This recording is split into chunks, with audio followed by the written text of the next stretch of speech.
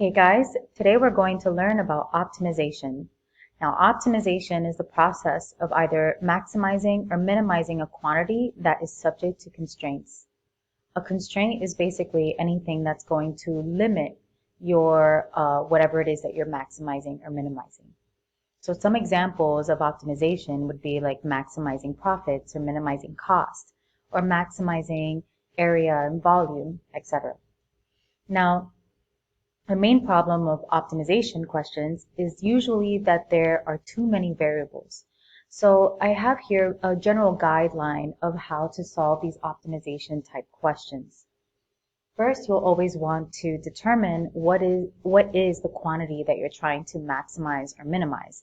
Is it area? Is it volume? Etc.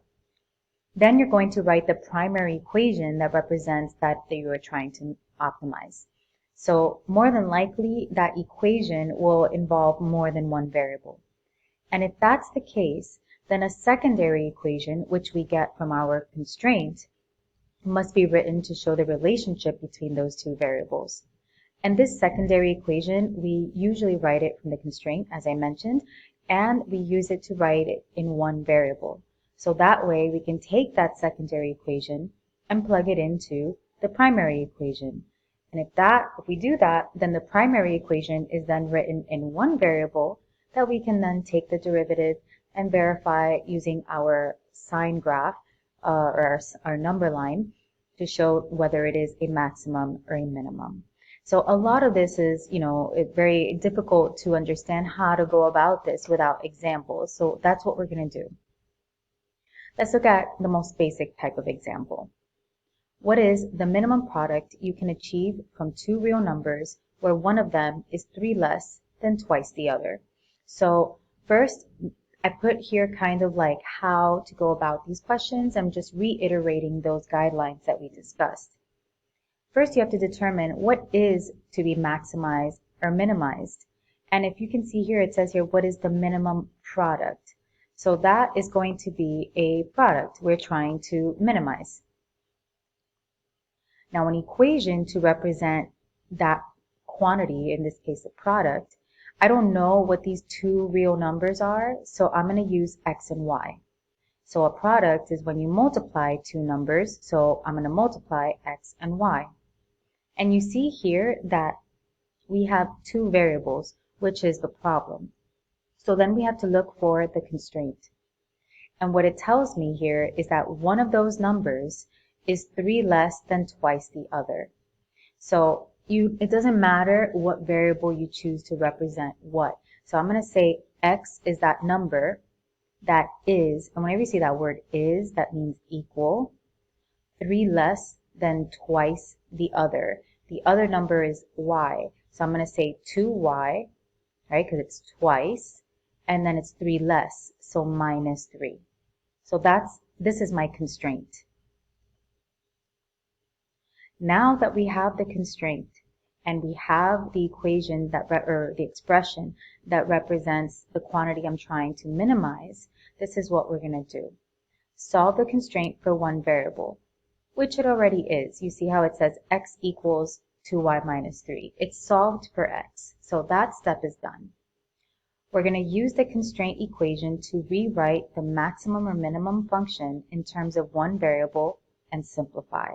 So what that means is that if this is x, then I'm going to plug it in here where my x is.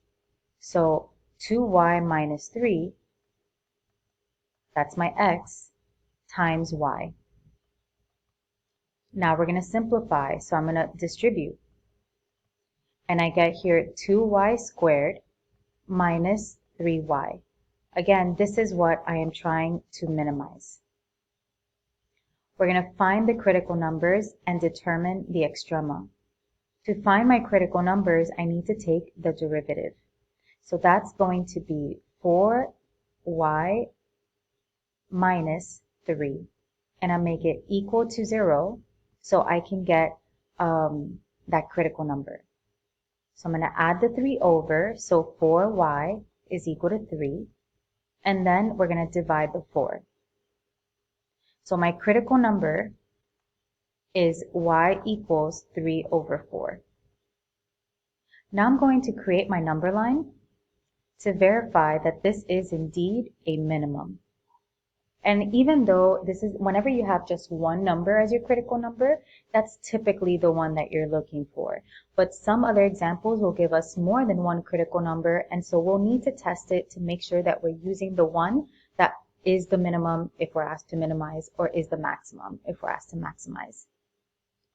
So let's just verify. If I plug in a number to the left of 3 over 4, let's say 0, 4 times 0 minus 3, since remember this is my derivative, I'm just going to call it f prime of x, I would get a negative. And if I plug in 1, 4 times 1 is 4, minus 3 will be a positive. So it is indeed a minimum. So what we are trying to solve for here is the minimum product. So once we've established the extrema, we're going to read the problem again and make sure that we answer the question. This is my y value, right? Or what I assigned as y. And I have here, this is what I am trying to minimize. So I'm going to take this y and I'm going to plug it in here so I can get that minimum. So 2 times 3 over 4 squared minus 3 times 3 over 4. Since again, this is what equals to my minimum. So we got 2, 3 over 4 squared is 9 over 16. Minus 3 times 3 is 9 over 4. This gives me, if I multiply the 2 and the 9 over 16, 18 over 16 minus 9 over 4. To subtract, I need a common denominator, so I'm going to multiply this by 4. I get here 18 over 16 minus 36 over 16. 18 minus 36 is negative 18 over 16, which can be simplified to negative 9 over 8. This is my minimum product. Let's look at some other examples. This is another basic example. A box is to be built from a rectangular piece of cardboard that is 25 centimeters wide and 40 centimeters long by cutting out a square from each corner and bending up the sides. Find the size of the corner square that will produce a container with a maximum volume. So a lot of these questions, it's helpful if you draw a picture. So I'm going to draw, we have a rectangular piece of cardboard. So here is my rectangular piece of cardboard that is 25 centimeters wide and 40 centimeters long. We are going to cut a square from each corner. So here's a square, square, square, and another square. We're going to create a box by, after we cut these out, we are going to fold up the sides.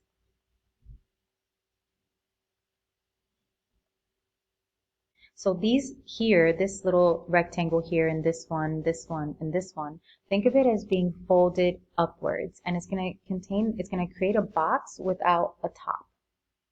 So that's what they're talking about here, about creating a box.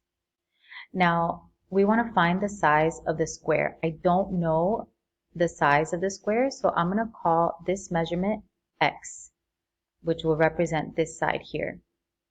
And since it's a square, that means that this side is also x. And that goes for all of these squares. They're all going to be the same, x, x, x, and x. Now, why did I do that? Here we're trying to maximize the volume. Now, how do we find the volume of a box? Volume of the box is length times width times the height. The base of my box is this section here. Since remember, it's going to be folded upwards. So let's say my length, which is this side here, or what I'm calling this to be my length. This is cut out and this is cut out. So the length is the 40 minus this is x and this is x. So since these here are x's, it's 40 minus 2x because we had to cut out an x from each side. That means that the width, which is this side here, is going to be 25 minus my 2 cutouts. So again, minus 2x. Now for the height, when I fold it upwards, this line here, these are my flaps. That's going to be the height of my box. So my height is x. So for my volume equation, I'm going to do this over here. I have volume is equal to 40 minus 2x, 25 minus 2x times x. Notice that in this equation, we only have one variable. And so therefore, we were not given any constraints because we don't need it. We only have a constraint if the equation that you're trying to minimize or maximize has more than one variable. So again, this is what I'm trying to maximize. In order to maximize, I need to be able to find the derivative. But this is not written in any way that will make it easy to find the derivative. So I'm going to go ahead and multiply everything out. So here we go. 40 times 25 is 1,000. 40 times negative 2x is negative 80x. Negative 2x times 25 is negative 50x.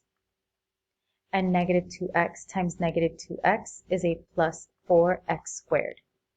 So I just multiplied these two factors first. I'm going to simplify and then I'm going to distribute that last x.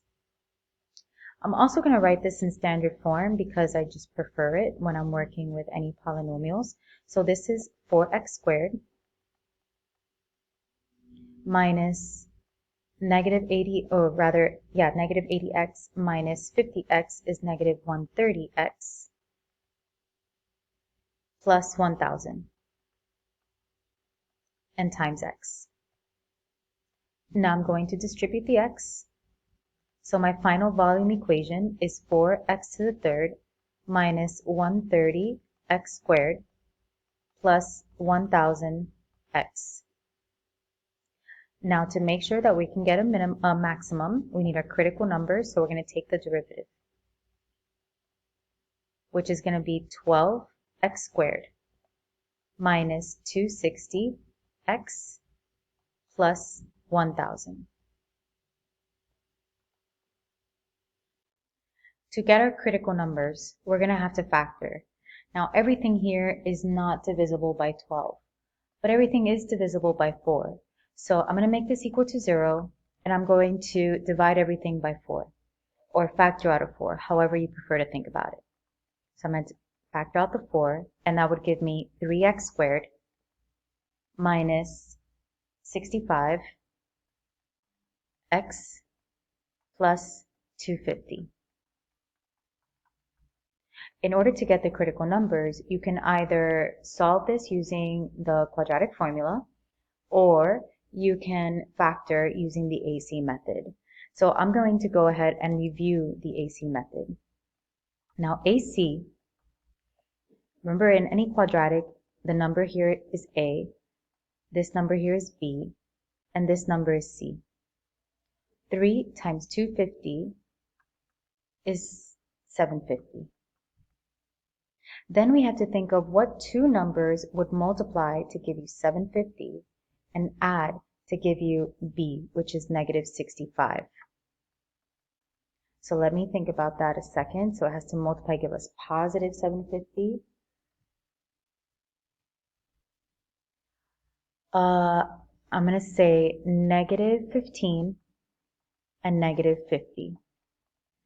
Negative 15 times negative 50 multiplies to give us 750, but they add to give us negative 65. So these are my two numbers. Once you have those two numbers, what you're going to do is, since I labeled this as B, we're going to substitute B with those two numbers. So we have here the 4, 3x squared, minus 15, I'm going to attach the x since B always has x's, minus 50x, so those are my two numbers, plus 250. Once you have substituted your b, now you're going to factor by grouping. So 3x squared minus 15x both have a 3x in common, leaving me with x minus 5. Negative 50x plus 25x, whatever sign is here, I'm going to take out the negative, and both are divisible by 50. So then negative 50x divided by negative 50 is x, plus 250 divided by negative 50 is negative 5. Now the reason I took out a negative 50 and not a positive 50 is because when we're factoring by grouping, we always want what's inside of the parentheses to be identical. So our factors are, we have the 4. The one that's identical is one of our factors, the x minus 5. The other factor is what is left over. So that is the 3x minus 50. So my critical numbers are x is equal to 5. And here, if I had to add the 50 and divide by 3, we get 50 over 3, which just for when we do our number line to check which is the correct critical number, 50 divided by 3 is approximately 16.666, etc. So we're going to do our number line and we're going to check which one of these is the maximum, because remember, we are trying to maximize our volume. So we have 5 goes first, and then the 50 over 3. This is my derivative, so I'm going to plug in my test values in here. If I plug in 0, I get a negative and a negative, which is positive. If I plug in 6, this will be positive, and then 18 minus 50 will be negative. And then if I plug in a number, no matter what is to the right of 50 over 3, it's still going to be, it's not a maximum because to the left is a negative. So it would probably be a minimum. But I'm just going to plug in something anyway. So let's say if I plug in 17. 17 minus 5 will be positive. 3 times 17 is 51. Minus 50, which is positive. So positive, positive, positive. So the one that gives me a maximum volume would be when x is equal to 5. So let's check what it is that we needed to find. It said find the size of the corner square. So what that means is the dimensions of the square.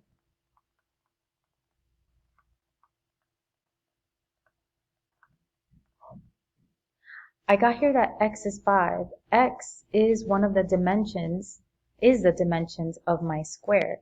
So the dimensions would be 5 by 5, because remember, whenever you write a dimension of a 2D object, it's always the length and the width. So it's the length of the square by the width of the square. So 5 by 5, and then our units, which is centimeters.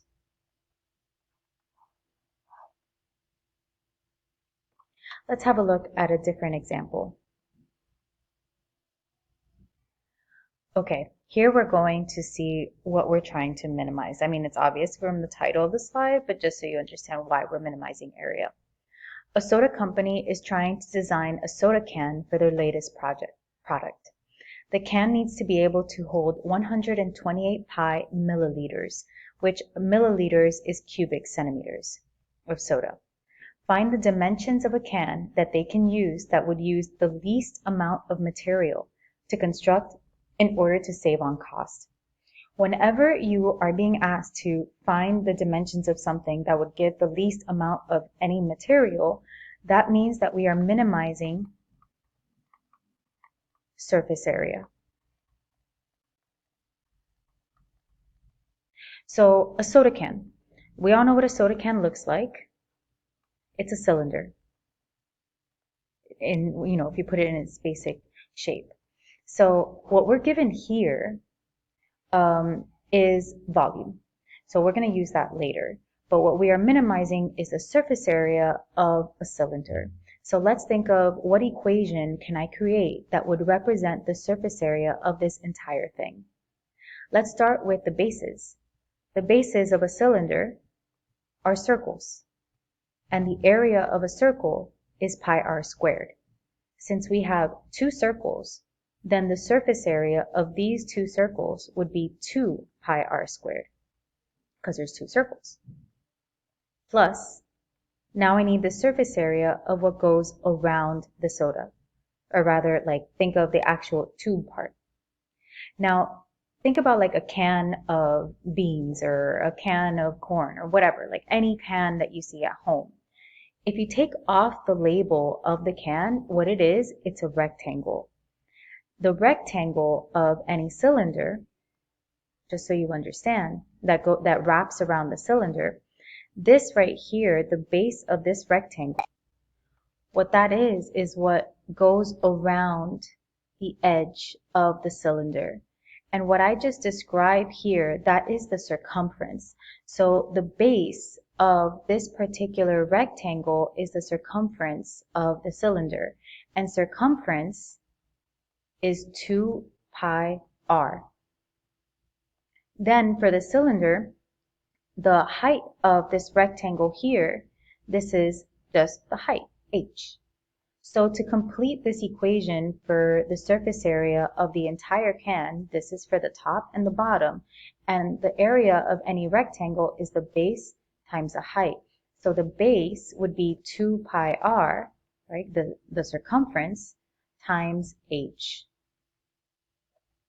Now, sorry, I just realized I labeled this as volume, but this is not volume, this is surface area. So I'm just going to use A. This is what I am trying to minimize. Now what we are given here is we're given a constraint. It needs to hold 128 pi milliliters or cubic centimeters. So the volume needs to be 128 pi. And the volume equation for any cylinder is pi r squared times the height. So this is my constraint. Now I have a constraint because, as you can see from the equation that we're trying to minimize, we have more than one variable. We have r for the radius, and then we have the h, the height. So I'm going to use this equation from my constraint to solve for one variable.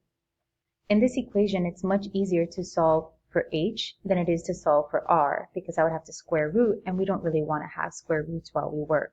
So I'm going to solve for h. So we got here pi r squared h is equal to 128 pi. I'm going to divide, I want to get the h by itself, so I'm going to divide by pi and r squared to cancel it out. And when I do that, my pi's here cancel, and I get that h is equal to 128 over r squared. So I'm going to hold on to this equation because I'm going to be using this later on as well. Now that I have h, I'm going to plug this in to the equation that I'm trying to minimize. So let's do that up here. So my area is going to be 2 pi r squared plus 2 pi r h, which is this, 128 over r squared. Now let's simplify this a little bit before I take the derivative. We got here the 2 pi r squared plus, now 2 times 128 is 256 pi, and then I have here r over r squared. So this r will cancel, and this I'll be left with over r. Which, to find the derivative, it will be much easier if I bring up the r. So this is 2 pi r squared plus 256 pi r to the negative 1. Now I'm ready to take that derivative. So my derivative of area, or I'm calling A prime, would be 4 pi r minus 256 pi r to the negative 2. I'm going to make this equal to 0. So from here, if you have your negative exponent, we're going to move the negative exponent back down to make it positive. So this is 4 pi r minus 256 pi over r squared. A nice way of getting rid of this denominator is this is not going to help us in any way because we're trying to figure out when it equals to 0, and if the denominator is 0, that means that it's undefined. So I can get rid of this denominator by taking my entire equation and multiplying by r squared. So it'll cancel. So I'm going to distribute the r squared, which will give me 4 pi r to the third, because r squared times r is r to the third, minus, and then this r squared with this r squared will cancel and leave me with 256 pi. And that's going to equal to r squared times 0 is still 0. And now I no longer have to worry about any denominator. So now we're going to solve for the radius. So I'm going to add the 256 pi, so 4 pi r cubed is equal to 256 pi. Divide by 4 pi. Here my pi's will cancel, and 256 divided by 4 is 64. So now I have r cubed is equal to 64. I have to cube root to cancel out the exponent, so my radius is going to equal to the cube root of 64. And if you break down the cube root of 64, 64 is 4 and 16, and then 16 is 4 and 4. So the cube root is 4. So this is my critical number. I am just going to make sure, even though I don't really need to because it's the only critical number, but I'm going to make sure that this is indeed a minimum. So where's my derivative? My derivative is over, you can use the original derivative, so this one here, or you can use this one after we multiply the r squared and plug in numbers. So if I plug in 0 for the r, I get here that this will be 0 minus 256 pi, so that's going to be negative. And if I plug in 5 to the third is 125, and 125 times 4 is 500 pi, which is greater than 256 pi, so this will be positive. Okay, so we verified that this is indeed a minimum. So to go back to the question to see what it is that we need to answer, we are looking for the dimensions of the can. For the dimensions of a cylinder, my dimensions are not length and width or anything like that, but rather radius and height. So the radius we solved is going to be 4, and then our units, which milliliters was for the volume, but that represents cubic centimeters. So that's going to be 4 centimeters. And then now for my height. Remember that I boxed this equation. This is going to tell me the height that I need. So since I saw that the radius is 4, I'm going to plug that in. So 128 over 4 squared, which is 128 divided by 16. And 128 divided by 16 is 8. So the height is going to be 8 centimeters. And these would be the dimensions of the can. Now let's have a look at how to maximize area. So these are all just very different questions, but the process is always the same. Write down what it is you're trying to minimize, maximize, write down your constraint if you need one, and then plug in the constraint into your primary equation so that you can take the derivative and get the minimum or maximum that you're looking for. So for this one, it says 4 rectangular pens will be built side by side along a wall using 100 feet of fencing. What dimensions will maximize the area of all the pens together, and what is the maximum area? So let's draw a picture so you can understand what's going on here. We have 4 pens side by side. So that means that we have here 1, 2, 3, 4 pens, and it's going to be along a wall. So here's the wall. So this side here is not going to need any fencing because the wall is going to serve as the fence. We want to maximize the area. I'm going to label these dimensions. So let's say I call this one here X. That's for this part here of the pen. These are all the same pen, so all of these will be X's. Then this right here would be Y. And all of these are going to be Y. And since they're side by side, they're sharing those sides there in the middle. The area of any rectangle is the base times the height. So the area of this one rectangle is X times Y, but there's 4 of them. So I am going to, my equation for the area for all 4 would be 4xy. This is what I am going to try to maximize. In terms of the constraint, we are told that we only have 100 feet of fencing. Now fencing only goes along the edges of the pen. So that represents perimeter. This is my constraint. So here's where the fencing is going to go. It's going to go here along the Y, then X, then Y, then X, then Y, then X, etc.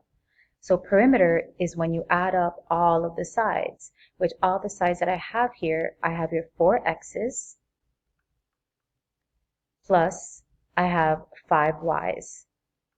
And this is going to equal to 150 feet of fencing.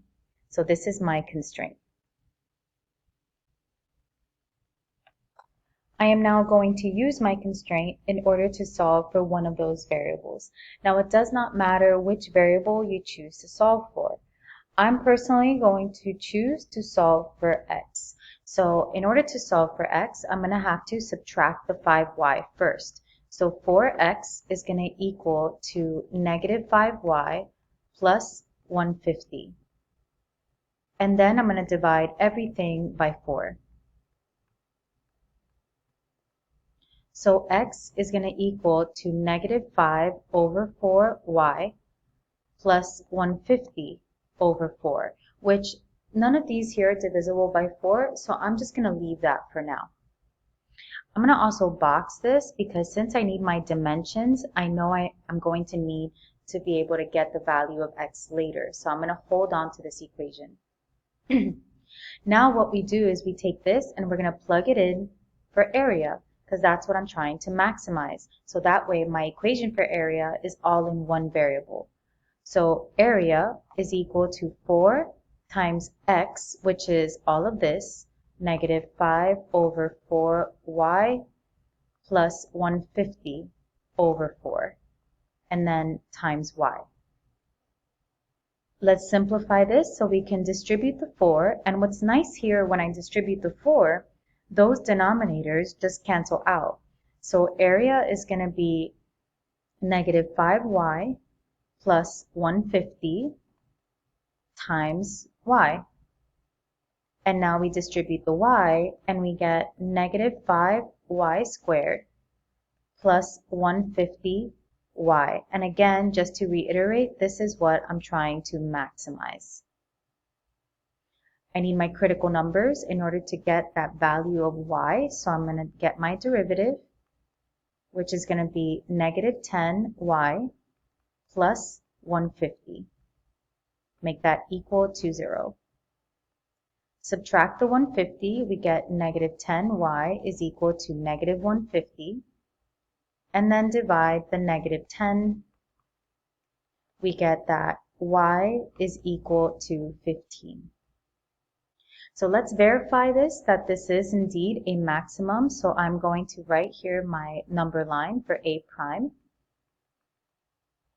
Let's say I plug in a number to the left of 15. Here's my derivative. I'm going to plug in, let's say, 0, which this would be 0 plus 15, 150 would be positive. And if I plug in 16, negative 10 times 16 is negative 160 plus 150 will give me a negative. So this is indeed a maximum. So far I have my y value, which is 15. That's one of my dimensions. Now remember, we need both dimensions, right? So the order in which you answer these questions is completely up to you. I'm just going to go in order of how they're written. What dimensions will maximize the area of all the pens together? I have the y, now I need the x. So remember, I wrote this equation down so I can get my x value. So x is going to equal to negative 5 over 4 times y, which is 15, plus 150 over 4. Negative 5 times 15 is negative 75 over 4 plus 150 over 4, which gives me 75 over 4. And if I divide 75 by 4, that gives me 18.75. This is my value for x. So my dimensions is going to be and it doesn't matter the order in which you write your dimensions, but it'll be 15 by 18.75, and our units here is in feet.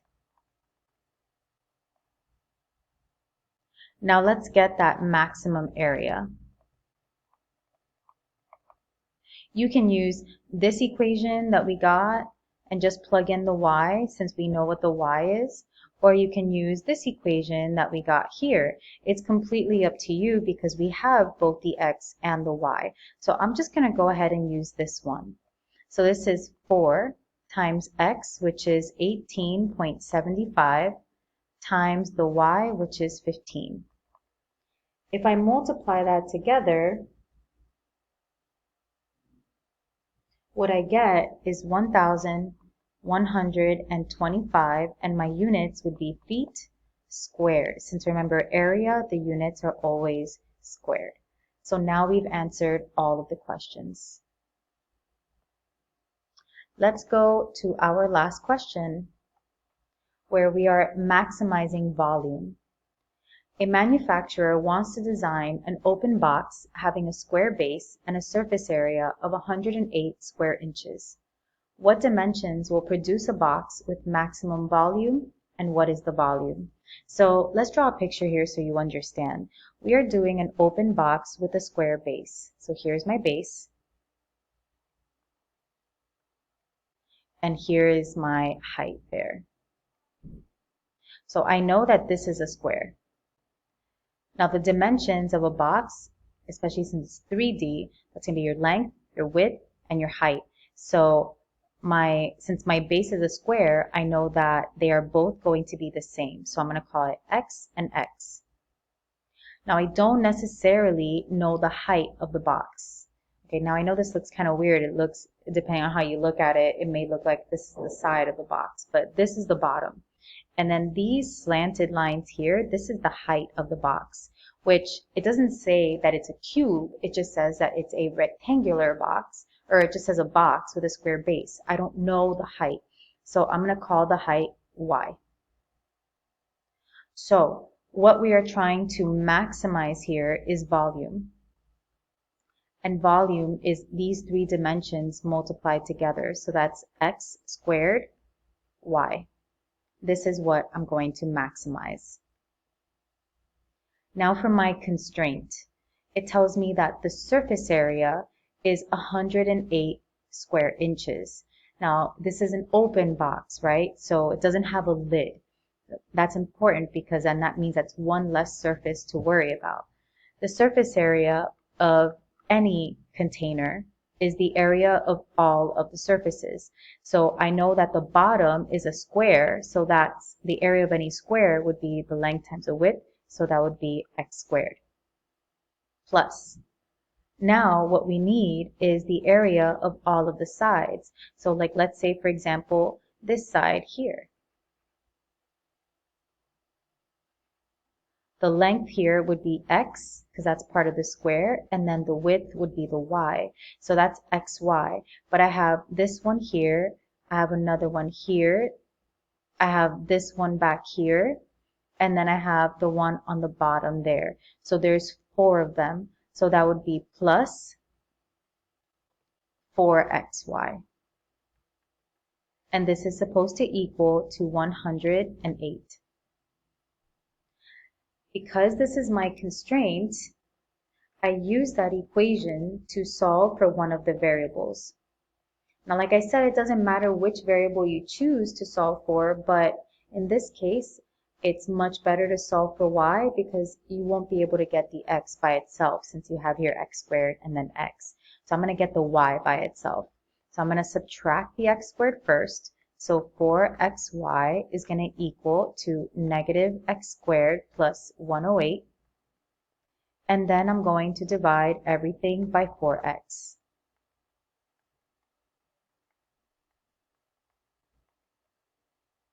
So I get that y is equal to, now one of these x's will cancel out.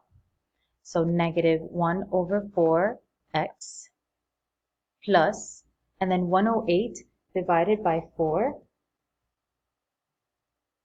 is 27 over x. So this is my y. And since I need my dimensions later, I know I'm going to need this equation later, so I'm going to hold on to that. Oh, yes. Okay. So now we take this and we plug it in to what we are trying to optimize, in this case, maximize. So volume is going to equal to x squared times y, and all of this is y. So negative 1 over 4x plus 27 over x. When I distribute the x squared, what this gives me is negative 1 over 4 x to the third plus, and then x squared times 27 over x would be 27. And then x squared over x, one of those x's will cancel, leaving me with only 1. And this is going to equal to 0. So I can now, oh, not equal to 0, sorry. Now I can take my derivative. When I take my derivative, this is going to be negative 3 over 4 x squared plus 27. Now we make that equal to 0 so we can get our critical numbers. If I subtract the 27, I get negative 3 over 4 x squared is equal to 27. We can then multiply by 4 to cancel out the denominator. So negative 3x squared is equal to 27 times 4, which is 108. And then divide by negative 3. And when we divide by negative 3, we get that x squared is equal to 36. Oh, this was supposed to be negative. There you go. Finally, we square root. When we square root, we get that x is equal to plus or minus 6. So we have two critical numbers. We have positive 6 and we have negative 6. However, this is supposed to represent a dimension, and we can't have a negative amount of anything in terms of dimensions because it's a length, and there's no such thing as a negative length. So therefore, the only critical number I have is positive 6. So we're just going to verify that this is indeed a maximum. My derivative is right here. If I plug in, let's say 0, 0 would be, make this 0 plus 27 would be positive. And if I plug in, let's say, 7 squared is 49 times 3 is negative 147 divided by 4, which is negative 36.75 plus 27 would be negative. So x is equal to 6 is indeed a maximum. So in terms of my dimensions, I have here the x, and what I need is the y. So I can solve for y by plugging in the x into that equation that I wrote down. So let's do that. Y is going to equal to negative 1 over 4 times 6 plus 27 over 6. This is going to give me negative 6 over 4, which can be simplified to negative 3 over 2, plus, and I can simplify this by 3, so 9 over 3. 9 over 2.